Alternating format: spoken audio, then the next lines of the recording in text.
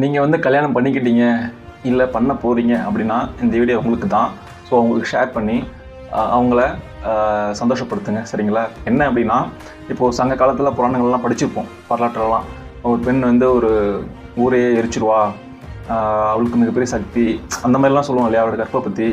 அந்த மாதிரி தான் இதுவும். என்ன அப்படின்னா, ஒரு பெண் வந்து வேறு எந்த கடவுளையுமே வணங்காமல் தன்னுடைய கணவனையே தெய்வமாக நினச்சி அவனை மட்டும் வணங்கிக்கிட்டு இருந்தா அப்படின்னா அவளுக்கு வந்து என்ன பவர் வரும் அப்படின்னா, பெய்யுன்னு சொன்னால் மழை பெய்யும், அப்படி அந்த மாதிரி ஒரு பயங்கரமான ஒரு பவர்லாம் கிடைக்கும் அப்படின்னு சொல்லியிருக்காங்க அந்த காலத்தில். தெய்வம் தொழால் கொழுநன் தொழுது எழுவால் பெய்யன பெய்யும் மழை. ஓகேங்களா? அதுதான். கண்டிப்பாக இந்த மாதிரி பெண்கள் இப்போவும் இருக்க தான் செய்கிறாங்க. அந்த மாதிரி பெண்களுக்கு இந்த மனமார்ந்த வாழ்த்துக்கள்.